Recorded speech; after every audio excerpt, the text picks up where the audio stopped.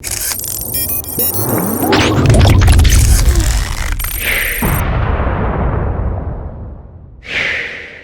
the youth, all the Yoruba youth in this our land support our father.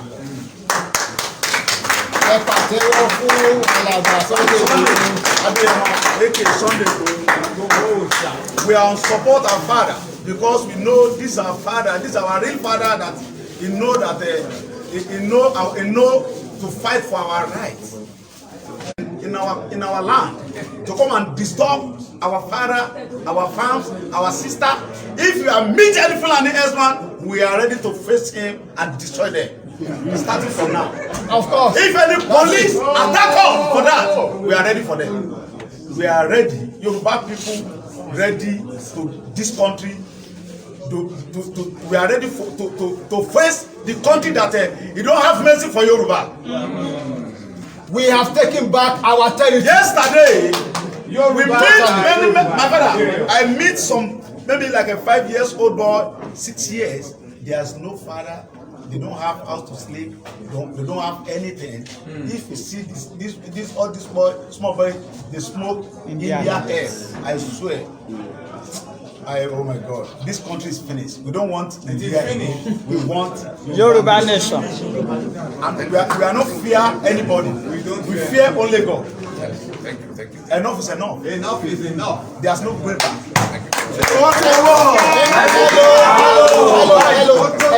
Ní Yorùbá, bàbá wa lélẹ́yìí, gbogbo ọmọ Yorùbá ọ̀dọ́ Yorùbá pátápátá a support bàbá wa torí pé bàbá wa ń béèrè ẹ̀tọ́ wa fún wa. A dẹ̀ rí pé bàbá tó mọ iyì ọmọ lélẹ́yìí, bàbá ń rò pé nígbà tó ń bá dàgbà kí ni àbọ̀ tó ń fẹ́ jẹ́ fún àwọn tí wọ́n ti lọ. Bàbá ti gbé wa délẹ̀ lérí náà already torí pé ohun tá à ń fà yìí kò sí padà sẹ́yìn lórí ẹ̀. Kò sí o. Kò dẹ̀ sí ìbẹ̀rù fún ọmọ Ọlọ́run torí pé ọmọ Ọlọ́run làwa ṣe, ọmọ bàbá làwa ṣe nípa ìgbàgbọ́ nínú Kristi. Ẹ̀rù kankan ọba wa torí pé Ọlọ́run ló gbé bàbá wa dìde, ó ti fi àwọn ọmọ akíkanjú tì í lẹ́yìn. Ẹ̀rù kankan ọba wa o, a bẹ̀rù anybody níbi tí nǹkan dé dúró báyìí torí pé ìlú tí a pera wa ní ìlú tó pera ní Nàìjíríà tí ò sí ààbò fún àwa tá a wà ń bẹ̀. Àwọn Fúlàní ń pa wá, wọ́n ń ba gbogbo dúkìá bàbá wa jẹ́, wọ́n fi ń tún tiwọn ṣe. Wọ́n rẹ́pù àwọn àǹtí wa, àwọn àbúrò wa, wọ́n tún ṣe fídíò, wọ́n mọ̀ jẹ́ kárí. Ẹ̀yin ẹ̀ wá jẹ́ ẹ̀ tún fi hàn wá. Fúdí èyí gbogbo ẹ̀mọ́ gbẹ́nu gbogbo ọ̀dọ́ Yorùbá sọ̀rọ̀ pé a fẹ́ wọn mọ́. Ní orí ilẹ̀ wa ń bí kálukú òdìrẹ́ mú. Ìlú Benin Republic wọn ò tó Ọ̀ṣun State. Tó local government méjì ń bàdàn. Kí ni mo sọ fún yìí? Wọ́n ń dẹ́sẹ̀ lé ayé wọn, wọ́n dẹ̀ ń gbádùn ara wọn. Àlàáfíà wà ń bẹ̀, ààbò wà ń bẹ̀. Gbogbo àwọn ọmọ Yorùbá wọ́n ti lọ ń jẹ adúró, wọ́n lọ ń ṣe ọmọ ọ̀dọ̀, ṣe nǹkan oríṣiríṣi nílẹ̀ Benin. Benin wá ní kí wọ́n mọ gba ìwé wọn lé ọ̀pọ̀lọpọ̀. Nígbà tí àwa gbọ́njú, ìlú Ghana wọ́n máa ń wá lu wálẹ̀ Yorùbá ń bí, wọ́n máa ń ṣe so bàtà, súnmíkà, lábàáyọ́ tó ń jò, ní bàtà tó ń jò, iṣẹ́ tó wá ń ṣe ń bí nìyẹn. Bọ̀ nísìnyí, àwọn ọmọ Yorùbá wọ́n ti di ẹrú nílùú Ghana débi pé Ghana ń lé wa pé ká máa lọ lú wa. Adẹ̀ ń pera wa ní wọ́n Nàìjíríà. Gbogbo agbára tí ń bẹ́ẹ̀ lù Nàìjíríà ń bí kò sí Yorùbá mẹ́. Ọdún 19 rèé tí ọmọ Yorùbá ti ṣe IG. Buratai àbíkílẹ̀ tán láwọn olè lọ́lẹ́dẹ́ mẹ́ta yìí. Chief of Staff Army. Yorùbá ò débẹ̀ rí. IG tí ń bẹ́ẹ̀ lù yìí. Hausa Fúlàní ló ń ṣe, àwọn náà ń ṣe ọ̀gá sójà, àwọn náà ń ṣọ̀gá SS, àwọn náà ń ṣọ̀gá gbogbo nǹkan láyé, kò sí Yorùbá nìkan. Wọ́n làwọn fún wa ní Vice President extra tire dọ́mítà tí ó lè sọ̀rọ̀, tí ó lè béèrè ẹ̀tọ́ Yorùbá fún.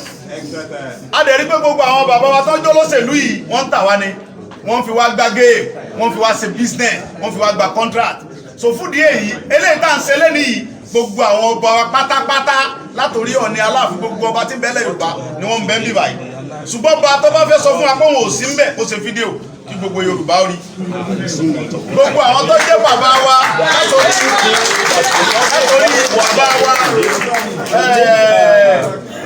bàbá wa tó wà lẹ́kọ̀ọ́, bàbá wa Ayọ̀ Adébánjọ, bàbá wa tó jókòó, gbogbo ọ̀rọ̀ tí bàbá wa sọ yìí bàbá wa Ayọ̀ Adébánjọ mọ̀ sí, gbogbo Afẹ́nifẹ́re mọ̀ sí, gbogbo àwọn àgbààgbà ilẹ̀ Yorùbá mọ̀ sí, gbogbo ọ̀dọ́ Yorùbá mọ̀ sí, àgbà tí máa ń bẹ́ẹ̀lẹ̀ Yorùbá yìí tó bá ní òun ọ̀fọwọ́sí nǹkan tí bàbá Banji Akíntóyè ṣe lé ní afẹ́kọ̀ọ́ ṣe fídíò.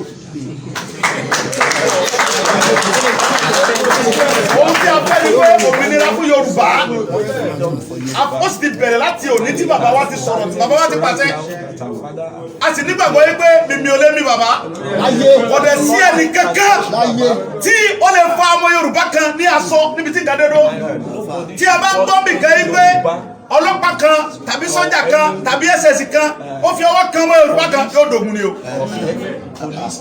ó ti tó gẹ́ mo ń gba ẹnu gbogbo ọmọ Yorùbá sọ̀rọ̀ pé a fẹ́ gbogbo Fúlàní agbénipa lórí ilẹ̀ wa mọ́ láti ìsinsìnyí lọ a dẹ̀ fẹ́ gba gbogbo àwọn bàbá wa níyànjú tí wọ́n jẹ́ àgbẹ̀ kan padà sóko wọn láti ọ̀la lọ a bẹ̀rẹ̀ sí rí gbogbo ìletò déletò láti mọ bá wọn sọ̀rọ̀ kálukú ọmọ padà sóko rẹ̀ ní ìrọ̀rùn a dẹ̀ rí pé a mójútó wọn débi pé a ní rí Fúlàní kankan tí ó yọ wọn lẹ́nu mọ́ torí pé àwọn Fúlàní yìí wọ́n ń jẹ orúkọ wọ́n ń ba dúkìá àwọn bàbá wa jẹ́ wọ́n ń jẹ oko wọ́n ń ba tábà nǹkan jẹ́ láti lè jẹ́ pé kí àwọn ọmọ kó ata tiwọn àti tòmátì wọn àti sun wọn tà fún wa wọ́n ti sọ wá lẹ́rú ẹni pé gbogbo ilẹ̀ Yorùbá ní Fúlàní ti yọ apó ààfin Fúlàní ó ju ààfin àwọn bàbá wa lọ a lè dúpẹ́ lọ́wọ́ bàbá wa Olúbàdàn bàbá dáadáa wọ́n ti yọ ẹni pé wọ́n ti gba agbára kó lọ́wọ́ Sẹ́ríkì kan wọ́n ní kó wà lábẹ́ baálẹ̀ léyìí tó yẹ pé bó ṣe yẹ kó wà nìyẹn gbogbo ìyà tí àwọn Fúlàní fi ń jẹ wá gbogbo agbára tí wọ́n ń lò yìí wọn ò tí ì bí ọmọ Yorùbá kan dáa kó lorú ẹ̀ nílùú wọn àwa Yorùbá tá à ń gbé nílùú wọn lágbára kankan kí ló dé tá wá ń ṣe ẹrú nílùú tí wọ́n ti bí wa kí ló dé tí à ń ṣe ẹrú nílùú tí wọ́n ti bí wa tó dẹ̀ jẹ́ pé àwọn tí wọ́n ń pera wọn ní sẹ́nítọ̀ tí wọ́n ń pera wọn ní ọ̀nẹ́rẹ́bù tó ń sọ lórí wa wọ̀nyí wọ́n máa lọ nínú go-slow wọ́n rí àwọn ọmọ ọdún mẹ́rin ọmọ ọdún márùn-ún tí wọ́n ń ta gúgúrú tí wọ́n ń ta pọ́pọ́ wọ́n dẹ̀ tún mọ́ ọ̀rá jẹ lọ́wọ́ ẹ̀ rí pé ẹnì ìparun wọn èso lórí gidi so fún díẹ̀ yìí àfẹ́ wọn mọ́ ohun tá a fẹ́ ẹwọ́yẹ ọmọ Yorùbá tí ń bẹ káàkiri àìmọye orílẹ̀-èdè ní Yorùbá pọ̀ jùlọ àìmọye orílẹ̀-èdè ní Yorùbá pọ̀ jùlọ kí ló wá dé arọ gbogbo àgbáyé gbogbo àwọn United Nations kíkiri yóò tó dá wàhálà lẹ̀ kó tó dogun kan á pín wa tí wọ́n bá wá wá àwọn gbọ́ àfẹ́wọ́n wọn bá àárọ̀ wọn kan wá dá sí ó tó di pé yóò dogun tí wọ́n bá wá dá sí yóò kọjá tọrọ torí pé níbi tí ìkẹ́dọ́dọ́ sí àwọn òsì lábẹ́ Nàìjíríà mọ́ bá sí wáyé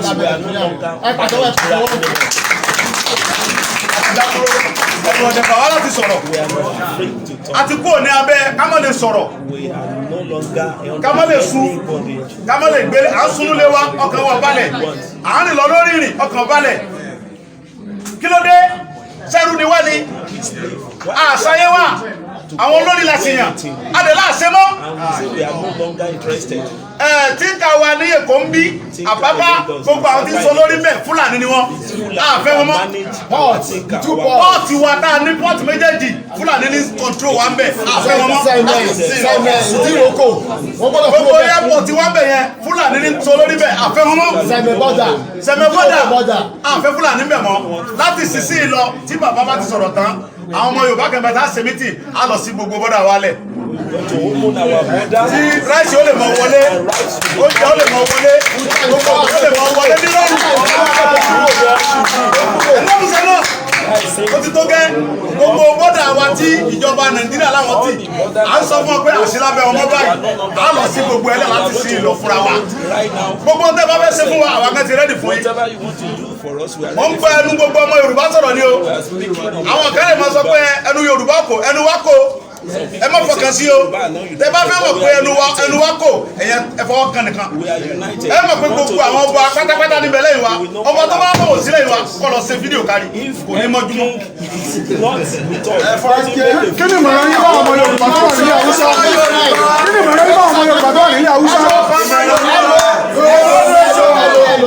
ìmọ̀ràn mi fún gbogbo ọmọ Yorùbá ilẹ̀ Haúsá ni wípé ilé ti tó lọ ẹ̀mọ̀ ọ̀bọ̀ ńlé o ẹ̀mọ̀ ọ̀bọ̀ ńlé o ẹ̀mọ̀ ọ̀bọ̀ ńlé o à ń gbà yín nímọ̀ràn ẹ̀mọ̀ gbogbo ọmọ Yorùbá ti bẹ nílẹ̀ Haúsá ẹ̀mọ̀ ọ̀bọ̀ ńlé ìyà tí ń jẹ wá yìí ti tó o gbogbo àwa Yorùbá ẹ má jà bára wa jà ẹja ṣera wa lọ́kan àsìkò ti tó ilé ti yá ẹja ṣera wa lọ́kan ó sì jẹ́ alàgbà Sunday Adéyẹmọ alias Sunday Igboho a fẹ́ kí bàbá wa Professor Banji Akíntóyè kan ṣe àṣekágbá pẹ̀lú ọ̀rọ̀ ìyànjú àṣekágbá We are waiting for closing remarks. Last statement, sir. No, it's an international thing. International thing. Has to think.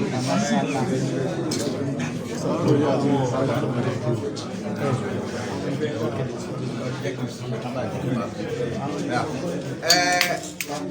My idea in this very important and historic moment, the most important thing for the Yoruba nation is to learn to work towards achieving their sovereignty. We have already declared that sovereignty now, but the Yoruba people must learn to work together. For instance, a meeting was held in a meeting was held by our elders and leaders and highly placed persons today. And if you hear this, the enumeration of the grievances of the Yoruba nation, what the Yoruba nation is suffering in Nigeria, it is the same thing that we are talking about here. Therefore, there should be no reason why we cannot all work together for the purpose of extricating ourselves from this trouble that Nigeria has become. So my advice to you young people is gather yourselves together. Bring yourselves together. Speak to our elders who are still hesitating about Nigeria. There is no need for any Yoruba person to be talking about restructuring now, or about a new constitution for Nigeria, or about resource control, and things like that. The game is up. We have seen enough of Nigeria. We have decided our status in the world today, and let us move forward and implement it smoothly, without any violence. Please do not fight anybody, no violence. We are going to have a separate Yoruba country very soon. Thank you very much. Thank you, everybody. Ìṣọ̀kan Yorùbá, Yorùbá nation. Ìṣọ̀kan Yorùbá, Yorùbá nation. Ìṣọ̀kan Yorùbá, Yorùbá nation. That's our slang. Starting from now.